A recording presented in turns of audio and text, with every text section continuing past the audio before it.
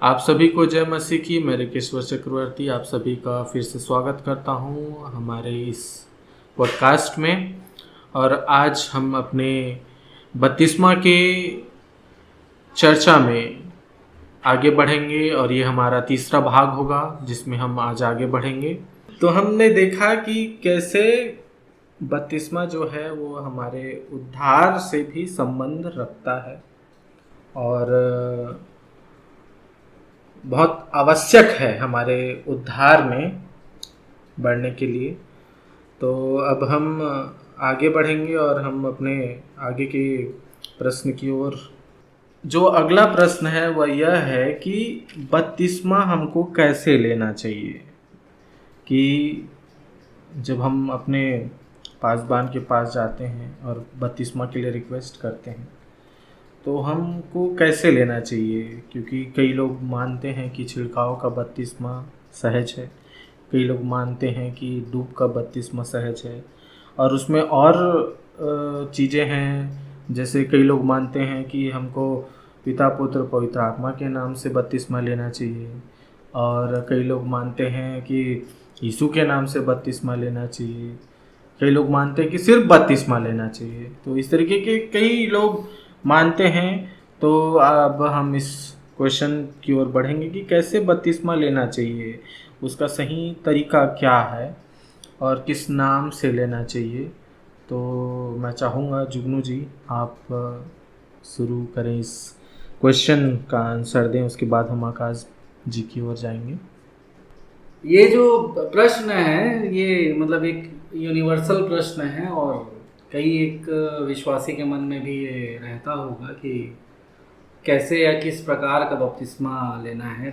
रिंकू ने जैसा बताया तो उसमें उसने ये चीज़ बताया कि छिड़काव का बपतिस्मा, डूब का बपतिस्मा, पिता पुत्र पवित्र आत्मा के नाम का बपतिस्मा, मसीह के नाम का बपतिस्मा या केवल बपतिस्मा। और भी इसमें कई हैं, कई लोगों का और भी इसमें मत है जिसमें कई ठोकर खाते हैं। वो ये है कि अगर डूब का बपतिस्मा है तो उसमें दोनों के दोनों पानी में डूबे रहें, दोनों के दोनों पानी के अंदर रहें कि नहीं रहें, एक जन पानी के बाहर है एक जन पानी के अंदर है, तो ये सही है या गलत है। तो ऐसे टाइप के कई एक प्रश्न, कई एक बातें हैं जो मैं सोचता हूँ कि आज के समय में प्रश्न बना हुआ है। मैं दिक्कत इससे है ये नहीं बोलूँगा, प्रश्न बना हुआ है विश्वासी के मन में। तो मैं ये सोचता हूँ, मेरे हिसाब से मैं जो इसका उत्तर दे सकता हूँ ये दे सकता हूँ कि मेरे को अगर किसी से अपने आप को कंपेयर करना है तो मसीह से करूँ। तो बपतिस्मा मैं वैसा ले लूँ जैसा मसीह लिया था।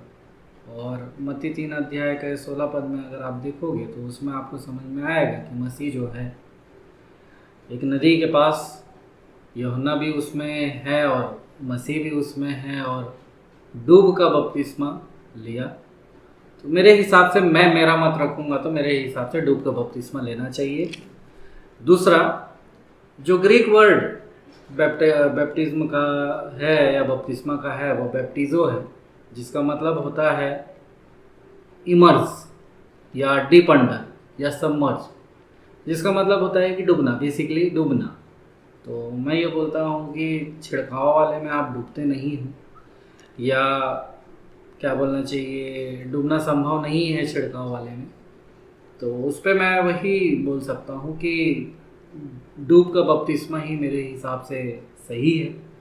और जो आगे कहना है कि क्योंकि हम लोग इससे पहले जो बात किए थे, है ना, तो उसमें ये वाला चीज़ है कि ये हमारे गाड़े जाने को बताता है।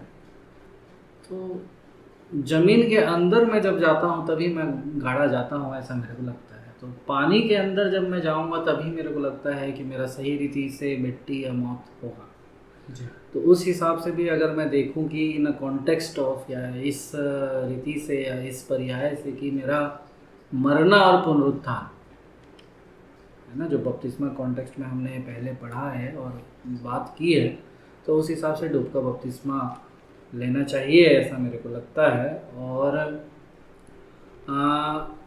मेरे पास मतलब एक क्या बोलना चाहिए, कटिंग है पेपर का और उसमें मतलब कुछ चीज़ें हैं जो मतलब मेरे श्रोताओं को भी थोड़ा सा आश्चर्य में डालेंगी और क्या बोलना चाहिए उनको, ये समझ में भी आएगा कि डूब का बपतिस्मा का समर्थन अलग अलग डोमिनियन के लोगों ने अलग अलग समय में किया है। जैसे मार्टिन लूथर को हम सब जानते हैं, लूथरन उसमें वो हैं, मार्टिन लूथर को हम जानते हैं। वर्क्स WORKS वर्क्स करके एक जनरल है या मैगजीन है, उसके वॉल्यूम 2 में पेज नंबर 75 एडिशन 1551 में मार्टिन लूथर ने ये कहा है कि I could wish that such as are baptized should be completely immersed into water according to the meaning of the word। मतलब मार्टिन लूथर के हिसाब से डूब का बपतिस्मा ही सही बपतिस्मा है। दूसरा जॉन कैल्विन, ये भी बहुत सारे लोगों को जानते हैं जो प्रेस्बाइटेरियन उस डोमिनियन के बहुत अच्छे व्यक्ति हैं। ये इंस्टीट्यूट्स करके एक जनरल या एक मैं ये इसीलिए आपको बता दे रहा हूँ कि ये पब्लिकेशंस और ये सब चीज़ कि मैं जो बोल रहा हूँ आप उसको क्रॉस चेक कर सकते हो जी। इंस्टीट्यूट्स करके एक है वॉल्यूम 11 और उसका चैप्टर 15 सेक्शन 49। इसमें जब आप देखोगे तो जॉन कैल्विन ने कहा है the very word baptize signifies to immerse and it is certain that immersion was the practice of the primitive church. मतलब वो ये तो बोलते ही हैं कि बपतिस्मा का जो मतलब होता है वो डूबना होता है, लेकिन उन्होंने ये भी कहा है कि बपतिस्मा डूब का जो है वो हमारे पहली शताब्दी की जो कलीसिया थी वो भी करती थी और उसी को हमको फॉलो करना है। तीसरा जॉन वेस्ली, ये मेथोडिस्ट उसके वो हैं, और जनरल करके एक है, वो जनरल ही है, मैगजीन ही है, उसका वॉल्यूम जो है 1 और उसका पेज नंबर 20। उन्होंने ये चीज़ कहा है we are buried with him alluding to the ancient manner of baptizing but by immersion. तो ये मतलब ये कहते हैं, ये बोलते हैं कि डूब का ही बपतिस्मा जो है ये दर्शाता है कि हम मसीह में गड़े हैं। और एफ ब्रेनर ये रोमन कैथलिक बैकग्राउंड से हैं और ये वर्क ऑफ बैप्टिज्म अगस्टी डेंकर्ड करके एक है मैगजीन या उसमें नोट्स में उसके 7वें वॉल्यूम में पेज नंबर 62 पे ये लिखा हुआ है। उन्होंने कहा है कि 1300 years was baptism generally and ordinarily performed by the immersion of a man under water।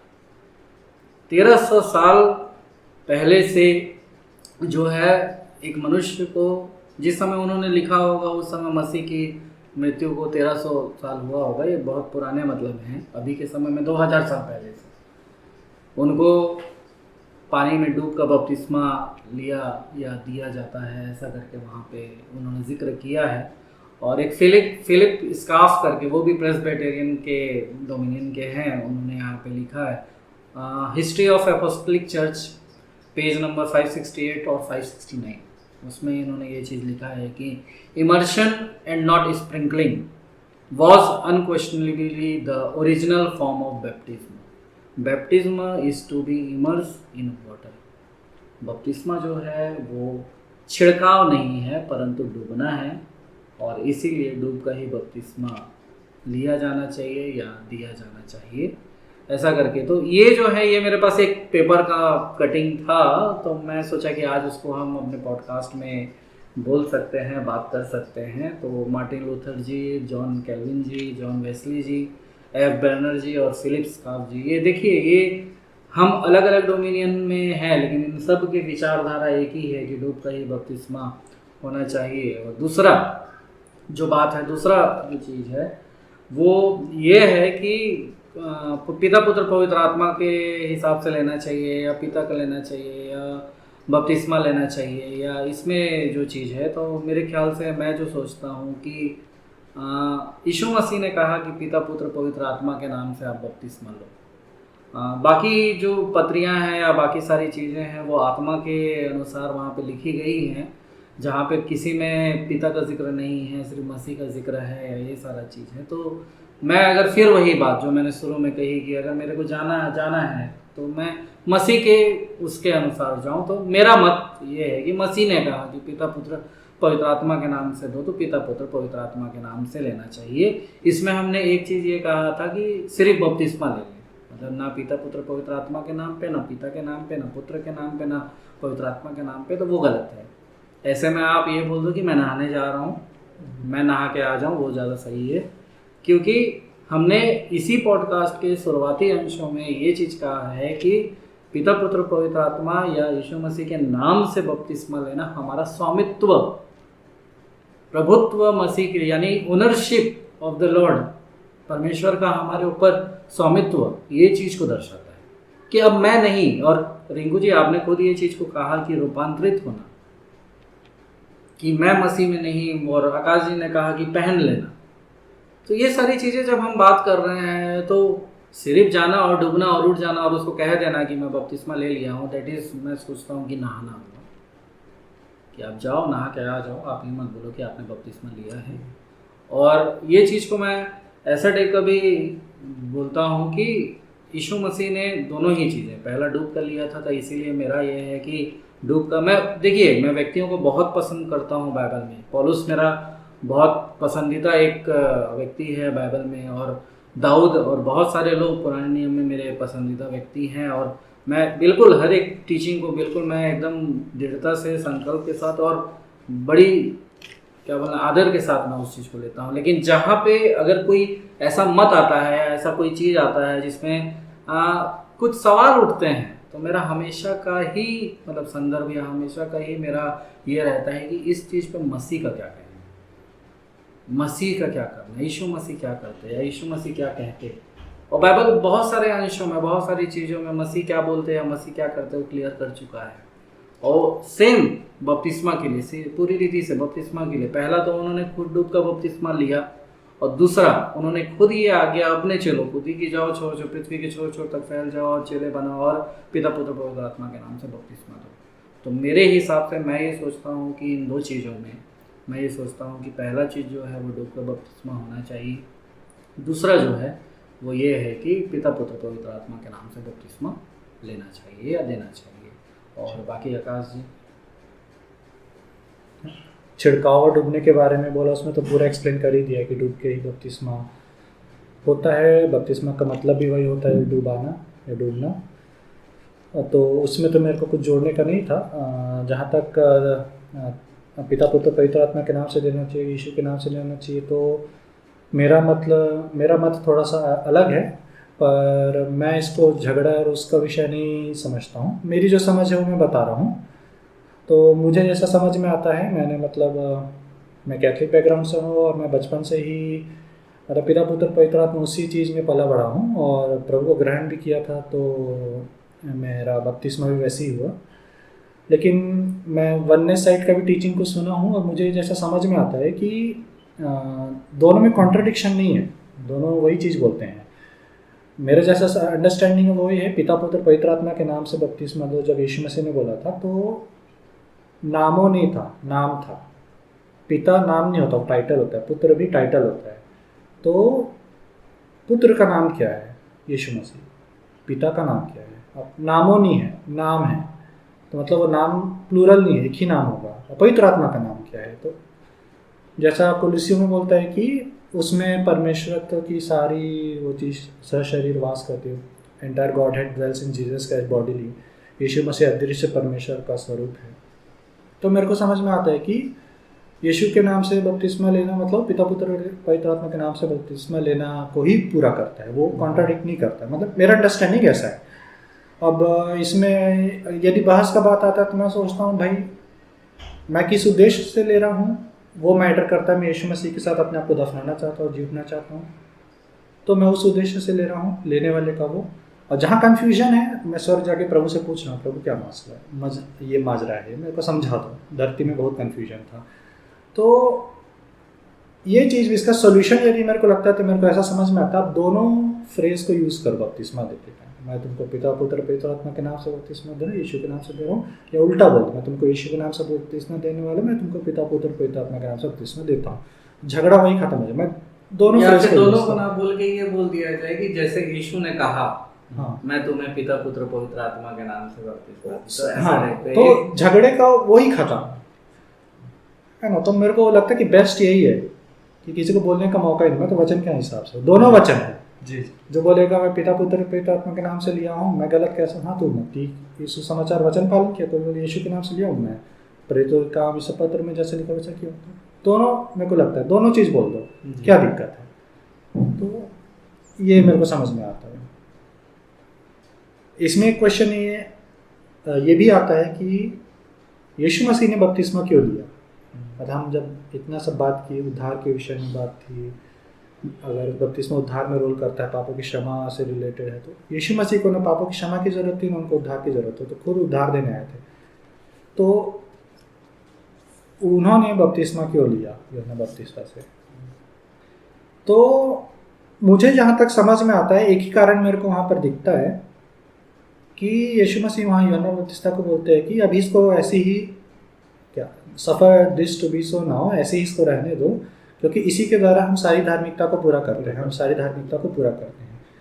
Romeo के पत्र में एक चीज़ बोलता है 3 अध्याय में कि परमेश्वर की धार्मिकता डिक्लेयर किया जाता है हमारे पापों की क्षमा के लिए। मतलब पापों की क्षमा होनी है तो परमेश्वर की धार्मिकता को सामने रखा जाता है, ये है परमेश्वर की धार्मिकता, पाप क्षमा। तो यीशु मसीह जब बोलते हैं कि इसके द्वारा सारी धार्मिकता पूरी होती है, तो मेरे को अगर मैं इनको रिलेट करूँ तो मुझे ऐसा समझ में आता है कि जब मैं यीशु मसीह को पहन लेता हूँ तो वहाँ परमेश्वर की धार्मिकता डिक्लेयर होती है कि मैं पापी नहीं हूँ, मैं धर्मी व्यक्ति हूँ। तो मतलब ये इस तरीके से काम करते। तो यीशु मसीह उसी पैटर्न को मतलब दिखाना चाह रहे थे कि इसके द्वारा हम सारी धार्मिकता को पूरा करते हैं। तो उन्होंने पहले मतलब एक उदाहरण जस्ट में मतलब यीशु मसीह ने क्योंकि लिया, तो वो एक उदाहरण हमारे सामने आ गया कि अब हमें भी ग्रहण किया तो सोचना नहीं है प्रभु ने लिया तब मैं भी लेता हूँ। तो उन्होंने उस पैटर्न को दिखा दिया जो हमको फॉलो करना है, ऐसा मतलब मैं समझता हूँ इसमें। आप लोग अगर इसमें कुछ और बोलना चाहेंगे तो, कि कैसे बपतिस्मा लेना चाहिए इस चीज़ में, या किसके नाम से लेना चाहिए, इस विषय में मैं अपना टेस्टमनी शेयर करूँगा कि मैंने कैसे बपतिस्मा लिया। क्योंकि जब बपतिस्मा लेने का समय आया तो जैसे कि सब करते हैं, मेरे भी मन में यही विचार आया कि पहले मैं जाता हूँ, परमिशन लेता हूँ, या मैं जाता हूँ बात करता हूँ, इसी तरीके से मेरे भी हृदय में चल रहा था। मगर अब ये पवित्र आत्मा कहेंगे या परमेश्वर का आवाज़ कहेंगे, जब मैं वचन पढ़ रहा था तो पर मैं एक पद तक पहुंचा जहाँ पे लिखा था कि जो हल पर हाथ रख के पीछे देखता है वो मेरे राज्य की योग्य नहीं। तो इस वचन ने मेरे को याद दिलाया कि क्या बोलते हैं, अगर बपतिस्मा लेना है तो लेना है, ख़त्म बात। उसके बाद फिर मेरे को परमिशन या इसकी उसकी किसी चीज़ की आवश्यकता नहीं है, तो बपतिस्मा लेना है तो लेना है। अब जो हमारे पासबान थे जिन्होंने मेरा बपतिस्मा किया, उनका तरीका बहुत अद्भुत है। जैसे कि आप अभी बोल रहे थे कि दोनों के नाम से दे दो, है ना। तो वो जब वो हम बैप्टिज़्म प्लेस पे जाते हैं तो उनका यही स्टेटमेंट रहता है कि जैसा यीशु ने आज्ञा दी, जैसा मसीह ने आज्ञा दी कि जाओ सारी जाति के लोगों को सुसमाचार सुनाओ और पिता पुत्र पवित्र आत्मा के नाम पे बपतिस्मा दो, तो उसी आज्ञा के अनुसार मैं तुम्हें पिता पुत्र पवित्र आत्मा के नाम पे बपतिस्मा देता हूँ, ऐसा कहकर वो बपतिस्मा देते हैं। सिर्फ मुझे ही नहीं परंतु अपने कलीसिया के हर एक व्यक्ति को वैसे ही बपतिस्मा देते हैं। तो मैं भी इस चीज़ से एग्री करूँगा कि वो आपके क्या बोलते हैं हृदय को, आपके मन में क्या चल रहा है उस बपतिस्मा को लेकर, कि आप मसीह के साथ जोड़े जाने वाले हो वो है कि कुछ और चल रहा है, ये मायने रखता है मसीह के सम्मुख। और क्या बोलते हैं मेथड जो है वो आप लोगों ने पहले ही क्लियर कर दिया कि डूब का बपतिस्मा होना चाहिए। और डूब का बपतिस्मा भी रीज़न यही था मेरा, उस समय जिस समय मैंने बपतिस्मा लिया उस समय मेरे को इतनी ज़्यादा नॉलेज नहीं थी, बट ये एक चीज़ थी कि जैसा यीशु मसीह का स्वभाव था या यीशु मसीह ने जिस तरीके से चीज़ों को किया वैसे ही हमको भी हर एक चीज़ों को पूरा करना चाहिए। यही एक चीज़ जो थी वो मेरे हृदय में भी थी। तो मैंने वैसे ही डूब का ही बपतिस्मा लेना है, ये सही है, ये मेरे हृदय में पहले से ही था। उसके बाद फिर हम पढ़ने लगे, हमने स्टडीज़ की और फिर हमने जाना कि बपतिस्मा का एक्चुअल में मतलब क्या होता है, और बपतिस्मा का नाम ही वही है जो लिखा है कि डूबना, इमर्स हो जाना, जो हमने बहुत बात की। तो वही है कि जब तक आप डूबोगे नहीं तो बपतिस्मा कैसे कहलाएगा। तो अगर आप डूब के लेते हो बपतिस्मा वही सही है, और जो नाम जिससे लिया जाता है वो चाहे वो पिता पुत्र पवित्र आत्मा हो, चाहे वो यीशु मसीह हो, है ना, यीशु के नाम से हो, दोनों ही समानांतर हैं। हम सब मानते हैं कि त्रैक परमेश्वर एक ही हैं, तीनों अलग अलग भले उनकी पर्सनालिटी है बट वो एक ही हैं। और खुद यीशु मसीह बोलते हैं कि जिसने मुझे देखा उसने पिता को देखा है, मैं और पिता एक है, ऐसा उन्होंने कहा। तो उस हिसाब से यीशु मसीह के नाम से भी अगर आप बपतिस्मा ले रहे हो तो भी कोई दिक्कत नहीं है। तो पिता पुत्र पवित्र आत्मा के नाम से आप बपतिस्मा लो, चाहे यीशु मसीह के नाम से बपतिस्मा लो, जरूरी ये है कि आप बपतिस्मा लो जिससे आप यीशु मसीह के साथ उस मृत्यु में सहभागी हो और उसके पुनरुत्थान में सहभागी हो। मायने ये रखता है, और मैं यही सोचता हूँ। और छिड़काव वाला जो लोग कहते हैं कि छिड़क देने से, उससे मैं ये मानता हूँ कि आप शुद्धिकरण जैसा ले सकते हो उसको, उससे आपका का बपतिस्मा नहीं हो रहा। अगर कोई ऐसा बपतिस्मा देता है तो मैं उनसे यही कहूँगा कि वो बपतिस्मा नहीं दे रहा है, वो शुद्धिकरण की प्रक्रिया कर रहा है। जैसे हम किसी चीज़ को शुद्ध करने के लिए पवित्र जल छिड़क देते हैं, या जैसे पुराने नियम में होता था कि लहू का बूंद छिड़का जाता था दीवारों पे, चीज़ों पे, ताकि उसको अलग किया जा सके, शुद्ध किया जा सके। तो इस तरीके से आप जब किसी बच्चे के ऊपर छिड़काव करते हो तो उसका बपतिस्मा नहीं है, वो कहीं डूबा नहीं है, वो किसी के साथ कहीं जाके वो सेपरेट नहीं हुआ है किसी भी चीज़ से। जब हम पानी के अंदर जाते हैं तो हम इस दुनिया से, हर एक चीज़ों से अलग हो जाते हैं कुछ समय के लिए। तो इस तरीके से मैं सोचता हूँ कि छिड़काव से सिर्फ शुद्धिकरण होता है, बपतिस्मा नहीं होता है। तो उसको बपतिस्मा हम ना ही कहें तो ज़्यादा अच्छा है। और दूसरी चीज़ कि डूब का बपतिस्मा, क्योंकि बपतिस्मा का अर्थ ही डूबना है, तो डूब का बपतिस्मा करेक्ट है। अब आप उसमें यीशु मसीह के नाम से लेना चाहते हो या पिता पुत्र पवित्र आत्मा के नाम से लेना चाहते हो, वो आपका पर्सनल चॉइस है, लेकिन बात एक ही है। तो और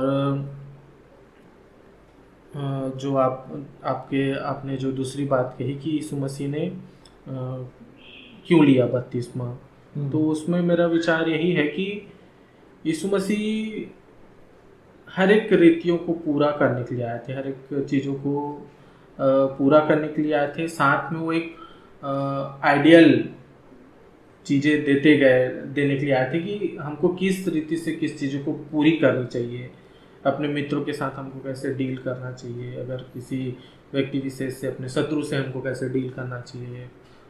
तो ये सब चीज़ें उन्होंने हमको सिखाई दी और हम उसी चीज़ को फॉलो करते हैं। उनके अनुग्रह, उनके प्रेम में रहकर अपने शत्रु के लिए प्रार्थना करना, प्रेम करना, अपने मित्र के साथ या कोई मतलब जो भी है उनकी शिक्षाओं को लेकर हो सकता है, हम उसको लेके बढ़ते हैं आगे। तो यहाँ तक हम अब क्लियर हो चुके हैं हम सब कि हमको कैसे बपतिस्मा लेना है, किसके नाम पे बपतिस्मा लेना है। और अब हम अपने इस पॉडकास्ट के अंतिम पड़ाव में हम पहुंच चुके हैं, अंतिम प्रश्न की ओर पहुंच चुके हैं। और वो ये है कि कई लोग सोचते हैं कि या पूछते हैं, प्रश्न आता है कि क्या हम दोबारा बपतिस्मा ले सकते हैं क्या, कि जैसे हमने छिड़काव के बपतिस्मा की बात की इससे पहले, या कई लोग होते हैं कि जो अपने शादी के लिए बपतिस्मा लेना चाहते हैं, या कई होते हैं जो अपनी पढ़ाई के लिए बपतिस्मा लेना चाहते हैं। ताकि उनको एडमिशन मिल सके। उनका उद्धार से कोई नाता नहीं होता है। तो ऐसे सिचुएशंस में उनके हृदय में आता है कि हम तो पहले बपतिस्मा ले चुके हैं, तो हमको और लेना चाहिए क्या, इस तरीके से होता है। तो मेरा आप दोनों से ही प्रश्न है, ये अंतिम प्रश्न होगा कि क्या हम दोबारा से बपतिस्मा ले सकते हैं क्या। तो मैं चाहूँगा कि आकाश जी आप पहले इस विषय में प्रकाश डाली, फिर जुगनू जी का समय होगा। दोबारा ले सकने के बारे में बाइबल में एक कहानी हम लोग को याद आती है। पौलुस जब एफिसियों के विश्वासियों से मिलता है तो उनसे पूछता है कि क्या तुमने पवित्र आत्मा के बारे में सुना है क्या, तो पवित्र आत्मा पाया क्या। तो लोग बोलते हैं हम तो पवित्र आत्मा के बारे में जानते ही नहीं है। तो पौलुस पूछता है फिर क्या बपतिस्मा लिए थे, तो बोलते हैं यूहन्ना बपतिस्ता का। फिर पौलुस बोलता है कि यूहन्ना ने खुद कहा था कि जो उसके बाद आएगा उसकी तुम सुनना करके। फिर लोग उनको पता चलता है कि यीशु के नाम से लेना है, तो लोग फिर प्रभु के नाम से बपतिस्मा लेते हैं। तो वहाँ पे यूहन्ना बपतिस्ता का बपतिस्मा भी मनुष्य का नहीं था, है ना, परमेश्वर की ओर से ही था, लेकिन वो एक तरीके से इनकम्प्लीट था, है ना, वो बस रास्ता तैयार कर रहा था, एक्चुअल प्रभु यीशु मसीह का था। तो वहाँ पे उन लोग दोबारा बपतिस्मा लेते हैं जो सही बपतिस्मा था। तो इससे मेरे को समझ में यही आता है कि जैसे मैं कैथोलिक बैकग्राउंड से हूँ, बचपन में मेरा बपतिस्मा हो गया था, लेकिन मेरे को होश आवाज़ कुछ नहीं किया है। तो जब मैं प्रभु को ग्रहण किया 19 साल में, तो मेरे को एहसास हुआ कि अब मेरे को लेना चाहिए, क्योंकि मैं पहले सही रीति से नहीं लिया था या मेरा सही रीति से नहीं हुआ था। मैं प्रभु को उद्धारकर्ता के रूप में नहीं जानता था। तो अब मैं जानता हूँ, तो अब मैं अपने होशो हवास में हूँ, तो मुझे लेना चाहिए बोल के मैं लिया था। तो मुझे यही लगता है कि यदि आपने सही रीति से नहीं लिया है और जब आप प्रभु को सही रीति से पहचान रहे हो और आपको खटके कि मैं तो यार सही रीति से नहीं लिया था, क्या करना चाहिए, तो उस केस में संकोच टाइप का हो रहा है। तो मेरे को लगता है कि लेना चाहिए, ताकि आप उस चीज़ को कंफर्म कर लो कि हाँ मैं प्रभु का सही तरीके से आज्ञा माना हूँ। तो मुझे मतलब यही समझ में आता है। मैं इसमें बस एक ही चीज़ कहना चाहूँगा, और वो ये कहना चाहूँगा कि हम शुरू से ही यही चीज़ पे बात कर रहे हैं कि बपतिस्मा जो है वो मन की तैयारी है। और अगर मन तैयार नहीं था और बपतिस्मा हो गया है किसी भी कारण से, चाहे वो बचपने में बपतिस्मा दे दिया गया हो या वो व्यक्ति जो हमने अभी जिक्र किया कि किस तरीके से बपतिस्मा लेते हैं वो हो गया हो, तो ये है कि अगर उनको लगता है कि हम मन में तैयार हैं और उनको अगुवाई होती है, क्योंकि मैं ये चाहूँगा कि ये पर्सनल है, क्योंकि ये बात भी अपन पहले ही जिक्र कर चुके हैं कि बपतिस्मा नहीं हुआ है तो भी हम उद्धार नहीं खोते। कई सर्कमस्टांसेस हैं इसमें हमने देखा है कि बपतिस्मा ज़रूरी है, बपतिस्मा हर विश्वासी को लेना चाहिए। कई उसमें हमने ये चीज़ को जाना है, सुना है कि बपतिस्मा जो है हमें उस पापों से शुद्ध करता है ना। और कई सारी चीज़ों में तो मेरे हिसाब से, जैसे मैं एक पॉइंट में मतलब जो आकाश जी ने कहा कि हाँ ले लेना चाहिए, तो हमने इस चीज़ को भी देखा है कि उद्धार वो व्यक्ति खोता नहीं है बपतिस्मा अगर नहीं लेता है तो मेरे हिसाब से मेरे को ये समझ में आता है कि मन की तैयारी में मैं यही सोच रहा हूँ कि अगर पहला वाला बपतिस्मा उसने ले लिया है, लेकिन अगर उसके मन में ये है कि बपतिस्मा तो बपतिस्मा है और मेरे शुद्धिकरण के लिए हुआ, और मैं डूब का, विशेष मैं ये बता दूं कि मैं डूब का बात कर रहा हूँ, मैं छिड़काव का बात या किसी और तरीके का बात नहीं, मैं डूब का बात कर रहा हूँ। और एक बार डूब का बपतिस्मा हो चुका है, भले ही वो किस सेंस में रहा हो या किसी भी सेंस में रहा हो, मेरे को ये लगता है कि अगर आगे चल के जैसा पौलुस कहता है कि तुम्हारा मन अगर गवाही दे तो ठीक है, लेकिन अगर तुम्हारा मन ही तुमको काटने को दौड़े तो मैं सोचता हूँ कि दोबारा ले लेना चाहिए। लेकिन अगर उसका मन ये कह रहा है कि नहीं बपतिस्मा तो मेरा हुआ ना, मैं मसीह के लिए लिया ना, क्योंकि देखिए मतलब बेसिक चीज़ अगर बपतिस्मा के विषय में हम समझें और पूरी जितनी भी बातें हमने की है, जितनी भी बात हम हर एक पॉइंट पे, हर एक टॉपिक पे हमने ये चीज़ बोला है कि बपतिस्मा का मतलब ये होता है मसीह मुझ में जिंदा हो, मैं मर जाऊं। तो अगर बपतिस्मा लेता है वो व्यक्ति और उसको अगर ये लग रहा है कि मैं उस समय ही मर चुका हूँ और मसीह मुझ में उस समय से ही जिंदा है, उसको दोबारा लेने की आवश्यकता नहीं है। और अगर उसको ये लग रहा है मैं गलत तरीके से ले लिया हूँ और मेरे को अब लेने की आवश्यकता है, मैं अपने कॉन्साइंस में मतलब मैं अब मन में तैयार हूँ, तो वो ले सकता है। तो इस तरीके से मैं सोचता हूँ कि बाध्य वो व्यक्ति नहीं है दोबारा बपतिस्मा लेने के लिए, लेकिन सही रीति सही मायनों में मैं जो बोलना चाहता हूँ यही बोलना चाहता हूँ कि मन, आपका मन, क्योंकि ये संसार में जो जहाँ पे हम रह रहे हैं, हम बहुत सारी चीज़ों को लेके वाकई में परेशान रहते हैं। बहुत से प्रश्न हमारे दिन भर के कामों में, दिन भर के खासकर आत्मिक जीवन में भी अगर आप देखोगे तो हम बहुत प्रश्न से घिरे हुए रहते हैं। लेकिन कुछ एक चीज़ें जिसमें यीशु मसीह ने बहुत ही ज़्यादा स्पेशल और पर्सनल इंटरेस्ट दिखाया है, वो प्रभु भोज, बपतिस्मा, आदर स्वभाव व्यवहार, कुछ चीज़ें हैं जो बाइबल हमको कहती है। तो मैं ये सोचता हूँ कि अगर इस पे मन पे अगर कोई बात आ रही है तो यीशु मसीह ने कहा है कि उस मन के डाउट को क्लियर कर लो, आप क्लियर कर लो। और उसके लिए वही चीज़ है कि अगर क्लियर कैसे होगा, अगर ये वाली चीज़ पे मैं आऊँ कि मैं बपतिस्मा ले चुका हूँ, अनजाने में लिया हूँ, मेरे को सुध नहीं था, मैं सो रहा था और मैं ले लिया था, ये है वो है, ऐसा है वैसा है, तो उसमें मेरे को ये लगता है कि मैं प्रभु के सामने प्रार्थना में बैठूँ और प्रभु को ये चीज़ बोलूँ कि प्रभु मैं अपने पूरे कॉन्साइंस में लेना चाहता हूँ, और जाके वो पासवान से अपने बात करें, पासवान से बात करें। क्योंकि देखिए, आप अगर वो चीज़ को लेना चाहते हो तो मैं ये चाहता हूँ कि सिर्फ वो आपका डिसीजन थोड़ी ना है, प्रभु भी आपके साथ में, क्योंकि आप बपतिस्मा ले चुके हो, प्रभु भी आपके साथ में। प्रभु को आप उस चीज़ को छोड़ दो, सौंप दो कि प्रभु ऐसा ऐसा है, मैं लेना चाहता हूँ। अगर उस बीच में आपका जो मन में आ रहा है वो शांत हो जाए तो आप आगे बढ़ लो, और अगर शांत नहीं होता है तो आप ले लो। तो मेरे हिसाब से मैं जो सोचता हूँ, मेरा जो मत है इस चीज़ में, अगर किसी ने गलत रीति से ले लिया है बपतिस्मा डूब कर, तो वो दोबारा ले सकता है, उसके ऊपर है। नहीं लेता है तो भी उसके ऊपर है। लेकिन डूब का नहीं है और अगर कुछ और है तो मैं ये सोचता हूँ कि क्या बोलते हैं, उसको लेना चाहिए। और इसी में मैं अंतिम बात जो बोल के मैं मतलब समाप्त करूँगा, या जो मेरा वाणी जो है, मैं जो मत है वो ये है कि कुछ समय पहले हमने यीशु मसीह ने बपतिस्मा लिया के विषय में बात की। तो यीशु मसीह ने बपतिस्मा लिया वो हम सब ने देखा, हम सब ने देखा मतलब हमने सब ने सुना है। तो उस चीज़ में मैं ये बोलना चाहता हूँ कि एक बहुत ही प्रचलित वचन है बाइबल में, बहुत ही प्रचलित, और वो ये है कि कौन वो व्यक्ति होगा जिसके पास 100 भेड़ें हों, 99 सही रह जाएं और एक खो जाए। कौन होगा कि वो एक को खोजे, और यदि वो खोजे और मिल जाए तो लौट के क्यों प्रसन्न ना हो, क्यों मतलब पार्टी थ्रो क्यों ना करे, पार्टी दे दे कि भाई मेरी भेड़ खो गई थी।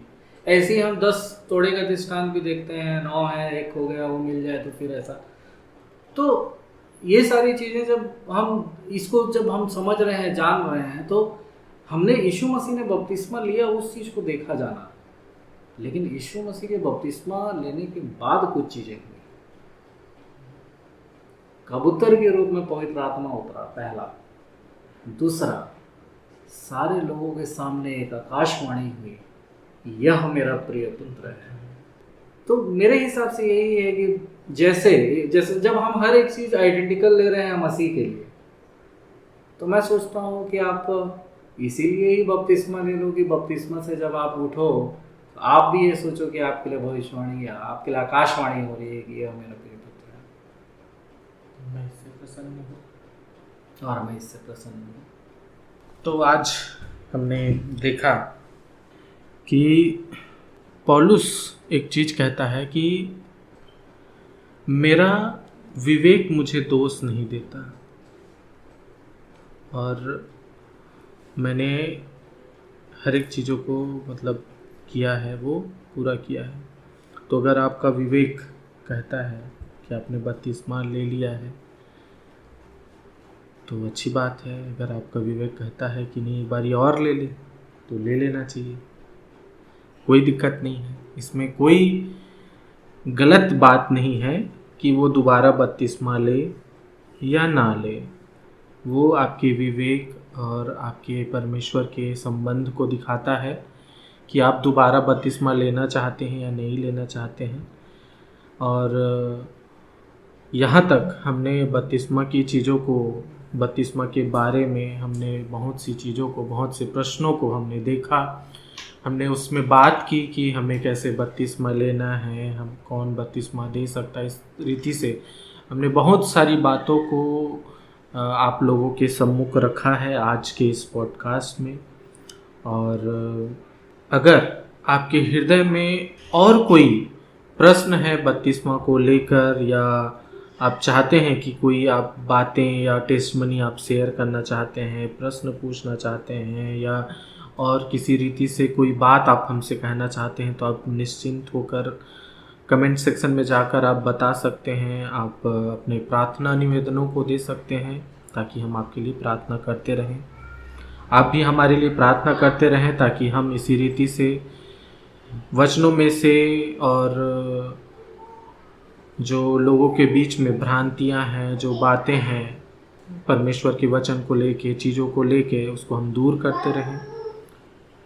तो आप दोनों भाइयों को जय मसीह की। और मैं धन्यवाद करना चाहूँगा कि आपने इतना समय दिया कि हम एक साथ बैठकर इन बातों पे चर्चा कर सके। तो फिर से एक बारी आप दोनों भाइयों का धन्यवाद और जय मसीह की। जय मसीह की। और अंत में हम तीनों भाइयों की तरफ से हमारे सभी श्रोताओं को जो इस पॉडकास्ट में अभी तक जुड़े हुए थे, आप लोगों को जय मसीह की।